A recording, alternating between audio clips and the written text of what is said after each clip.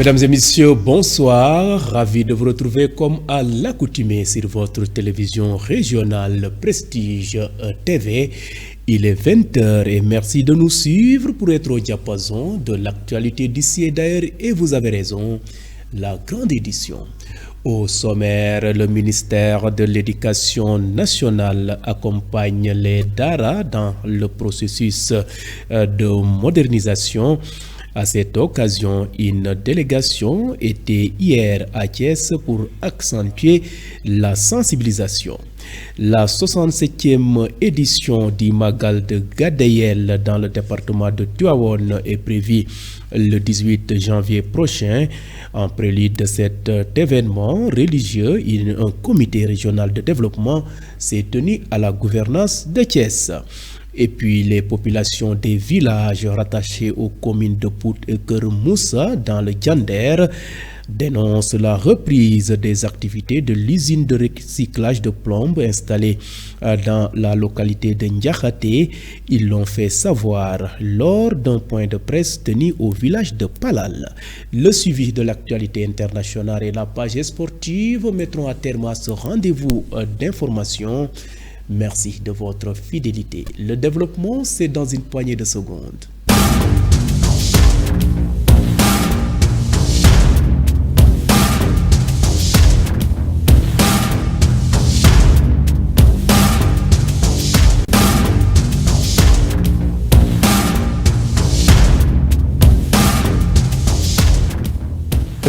Je vous le disais en titre, Thiès a accueilli hier lundi la délégation du ministère de l'Éducation nationale, ceci dans le cadre d'une tournée de sensibilisation et d'accompagnement pour moderniser les Dara à l'intérieur du pays.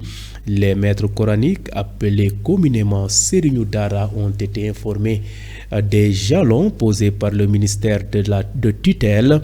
Il s'agit d'un processus de tirage aléatoire pour une capacitation des Ndongo Dara à intégrer l'enseignement général ou la formation professionnelle.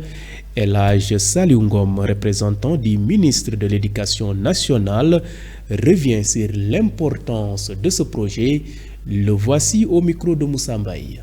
Nous sommes venus aujourd'hui sur instruction du ministre de l'Éducation nationale, M. Moustapha Baba Guirassy, pour lancer ce qu'on appelle le processus de tirage aléatoire des Dara qui sont dans l'académie de Thiès.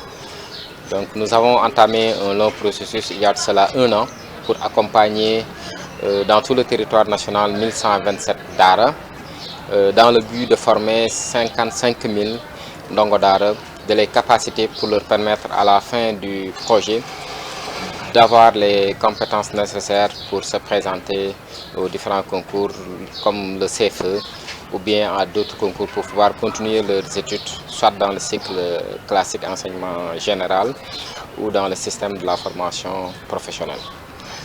Donc l'État du Sénégal, à travers ce projet, appuie les Borom Dara, des subventions annuelles qu'il alloue aux Borom Dara, des subventions aussi pour les cantines scolaires, mais aussi des manuels, des guides pour les prestataires, mais aussi des manuels pour les 55 000 Ndongo Dara.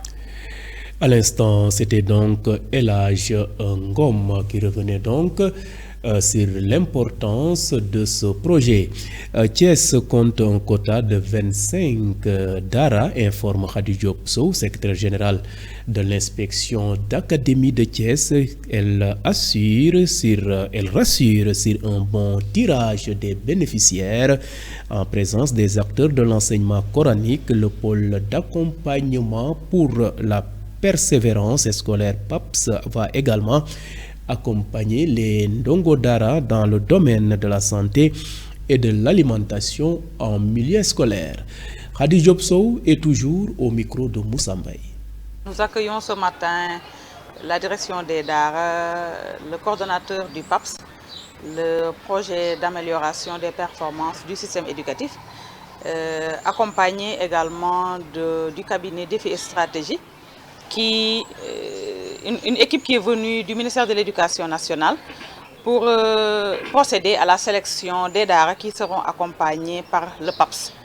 En tout et pour tout, Thiès compte comme postulant 181 daara. Et de ces 181 daara, 161 ont été éligibles.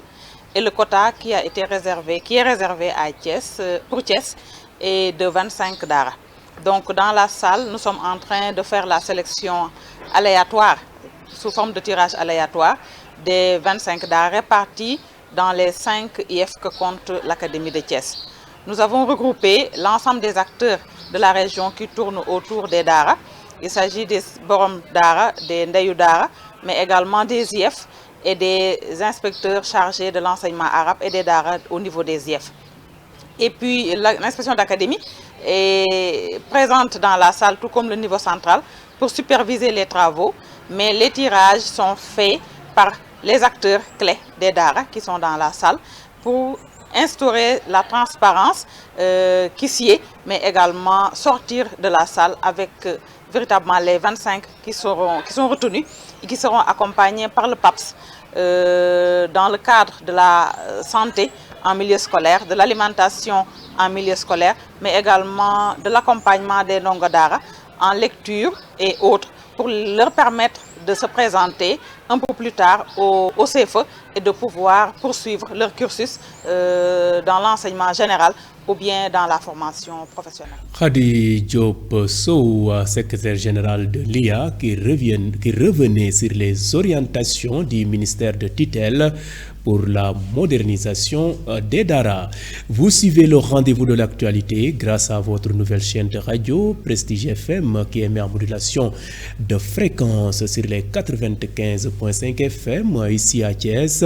Et à présent, parlons société dans cette édition et sous forme de brève illustrée, la 67e édition du Magal de Gadeyel dans le département de Tivaouane est prévue le 18 janvier prochain. En prélude de cet événement religieux, un comité régional de développement CRD s'est tenu à la gouvernance de Thiès. Des autorités administratives, des chefs de service ainsi que la famille maraboutique de Gadeyel ont honoré leur présence à cette rencontre. À rappeler que ce CRD a été présidé par l'adjoint au gouverneur chargé du développement Ababakar Sadeh Niang, que vous voyez à travers ces images. Il a rassuré le comité d'organisation pour une meilleure prise en charge des doléances pour que le Magal puisse se tenir dans les conditions souhaitées par les organisateurs. Et à l'issue de ce CRD, le président du comité d'organisation de cet événement religieux, Serigne Hadim Amar Murtala, que vous voyez aussi à travers ces images, a lui aussi exprimé les besoins de cette localité du Kayor, des profondeurs sur le plan infrastructurel et sécuritaire. Juste vous rappeler que ce Magal est prévu le 18 janvier prochain. Société toujours dans cette édition et maintenant, bien sûr, prenons la direction du Diender où l'usine de plombe installée à cheval entre les communes de Pout et Keur Mousse continue de créer des dangers environnementaux selon les communautés habitant cette localité. Constitué un collectif et composé pour la plupart d'agriculteurs. Il plaide pour la délocalisation ou la fermeture de l'usine dont ces déchets affectent directement l'agriculture et polluent le cadre de vie. Le collectif interpelle les autorités pour que la situation soit résolue dans les meilleurs délais. Mamadou Ley a porté leur parole. Je vous propose de le suivre. Je suis le coordinateur du collectif qui s'est réuni aujourd'hui au niveau de la village de Palal pour vraiment déplorer notre ras-le-bol, pour montrer vraiment les injustices que nous subissons à travers la zone, surtout dans le domaine de la pollution. Je dirais qu'actuellement, nous avons fait d'énormes avancées par rapport à ce combat que nous avons débuté depuis 2020-2022. Parce que c'est un combat qui n'est pas facile, parce que c'est à l'issue d'une installation d'une usine de recyclage à plomb, qui est vraiment une usine qui pollue notre environnement. Nous, en tant qu'agriculteurs, nous subissons de manière directe les injustices venant de cette usine-là qui ne cesse que de polluer notre environnement. Nous avons fait des démarches parce que nous avons vu récemment, on a été accueillis par le ministre lui-même, le nouveau ministre, il nous a reçus lors du mois d'octobre passé. Et nous avons discuté de long en large sur les problèmes que nous avons eus avec cette usine-là. Et il nous avait promis qu'il va se dépêcher ici pour voir à visu les conséquences des conséquences que l'usine nous a causées. Depuis lors, on l'attend. Et ça fait partie des démarches que nous avons effectuées. Et la semaine passée même, on a vu le nouveau directeur de Thiès pour lui raconter aussi à nouveau les problèmes que nous avons subis. La population vraiment a subi des dommages inimaginables. Depuis que l'usine s'est installée dans nos localités, nous avons vu vraiment des maladies qui n'existaient pas dans la zone. On a constaté des cas d'avortement, des cas de sinusite, des cas d'asthme, etc. En plus de cela, nous, en tant qu'agriculteurs, moi qui je suis un agriculteur, nous avons constaté une baisse drastique des rendements dans la zone. Il y a même des gens qui travaillaient en face de l'usine, ils ont obligé de laisser leur champ pour aller s'installer ailleurs. Et moi, en tant que natif de cette localité, je ne peux pas me délocaliser pour aller ailleurs. On ne peut que constater les dégâts. Vraiment, nous subissons d'énormes difficultés causées par cette usine-là.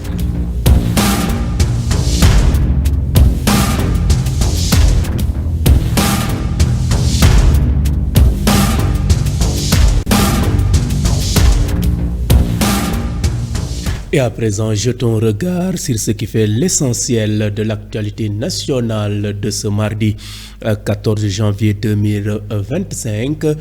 En visite dans la cité religieuse de Touba, l'ambassadeur du Vatican au Sénégal se dit séduit par le complexe Cheikh Ahmadoul Khadim, nous dit Mambiram Sissegay.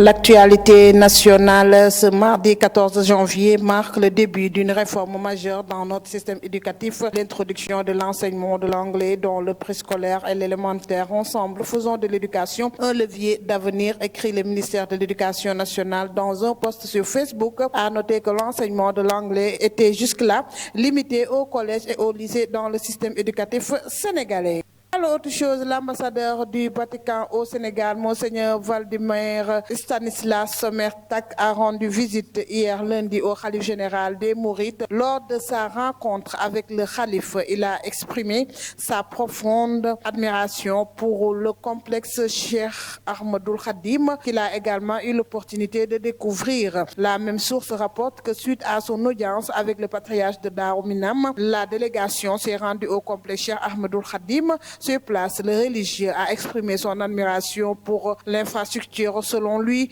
il est primordial que les générations futures bénéficient d'une solide formation. Ainsi, il a demandé à Dieu toute la lumière nécessaire pour l'accompagnement de cette mission de l'éducation et de la formation de toutes les religions. Terminons avec son Excellence le président Bassirou Diomaye Faye qui a reçu hier lundi 13 janvier 2025 au Palais de la République le général Abdel Fattah al-Burhan, président du Conseil souverain de transition du Soudan, dans le cadre d'une visite de courtoisie. Cette rencontre a permis de discuter de la situation politique et sécuritaire préoccupante au Soudan, où des conflits armés entre factions menacent la paix et la stabilité. Le président Diomaye Faye a salué cette démarche, reflet des liens solides entre Dakar et Khartoum. Préoccupé par les épreuves traversées par le peuple soudanais, le chef de l'État a renouvelé l'engagement du Sénégal en faveur de la paix et de la stabilité dans la région. Il a rappelé toutes les parties prenantes au dialogue et à la concertation, seule voie pour un retour durable à la paix au Soudan. C'était tout pour cette partie de l'actualité.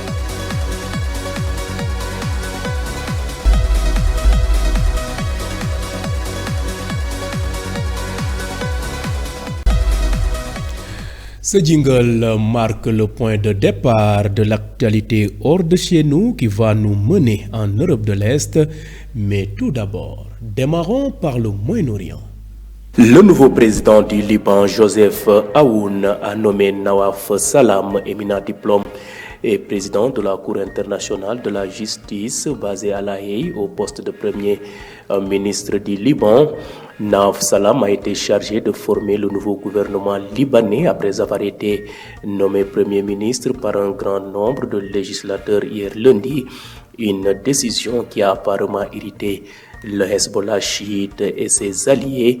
La nomination de M. Nawaf Salam a été faite par des groupes soutenus par l'Occident ainsi que par des indépendants au sein du Parlement libanais. Le président français Emmanuel Macron, pour sa part, dans un tweet, a félicité M. Salam dès l'annonce de sa nomination. Restons toujours au Moyen-Orient où le ministère iranien de la Défense a livré 1000 nouveaux drones d'attaque à l'armée iranienne. Ceci à quelques jours de la prise de fonction du président américain Donald Trump qui pourrait durcir les pressions contre l'Iran. Selon les responsables militaires iraniens, ces drones ont une portée de 2000 km et sont capables d'atteindre Israël ou les différentes bases américaines dans la région. La télévision iranienne a montré une partie de ces drones. Bouclons ce rapide survol de l'actualité internationale en Europe où les pays de l'OTAN, riverains de la mer Baltique et le secrétaire général de l'OTAN se sont réunis aujourd'hui à Helsinki pour parler sécurité dans la région. Ce rendez-vous intervient après les différents incidents qui ont eu lieu ces derniers mois quand des câbles électriques et des communications ont été endommagés au fond de la mer. Des actes de guerre hybrides imputés à la Russie. Les Alliés ont donc décidé de mettre sur place une sorte de police des mers incluant frégates, avions et drones. Le nouveau président.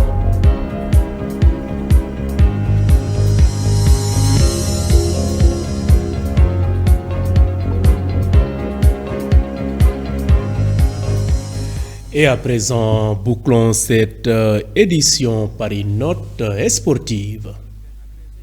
La Linguère de Saint-Louis a annoncé un remaniement de son staff technique à la suite du départ à l'amiable de l'entraîneur principal El Hadj Massamba Cissé. Le club du nord du Sénégal a décidé de confier la direction sportive à Amara Traoré, ancien président de la Linguère de Saint-Louis jusqu'en juin 2024 et figure incontournable du football sénégalais. L'ex-entraîneur des Lions du Sénégal et ancien joueur de Guignon en France, champion du Sénégal avec la Linguère en 2019, occupe désormais le rôle de manager sportif et responsable de l'équipe professionnelle. Les techniciens africains ont le vent en poupe ces derniers temps après la nomination d'Eric Sekouchel comme sélectionneur du Nigeria. Un autre technicien vient d'être nommé entraîneur d'une équipe africaine. Il s'agit de l'ancien capitaine du Cameroun, Rigobert Song, qui a été désigné entraîneur de la sélection nationale de la République centrafricaine, écarté de son poste d'entraîneur des Lions indomptables par la FECAFOOT après l'échec du Cameroun à la CAN en Côte d'Ivoire. Rigobert Song reprend les commandes avec les Fauves du Basse Ubangui, double champion d'Afrique en 2000 et 2002. Il succède à Raoul Savoy, limogé l'année dernière pour insuffisance de résultats. Et terminons par le mercato, l'une des pièces maîtresses du jeu strasbourgeois. Habib Diarra enchaîne les performances de haut niveau et s'impose comme l'un des meilleurs milieux de terrain de la Ligue 1. Grâce à ses prestations, il est désormais parmi les joueurs les plus courtisés du mercato hivernal. En effet, selon l'équipe, plusieurs grands clubs européens, en particulier en Angleterre et en Italie, ont rapidement jeté leur dévolu sur le jeune milieu sénégalais. Parmi les clubs intéressés figure le Milan AC qui aurait déjà manifesté manifesté un intérêt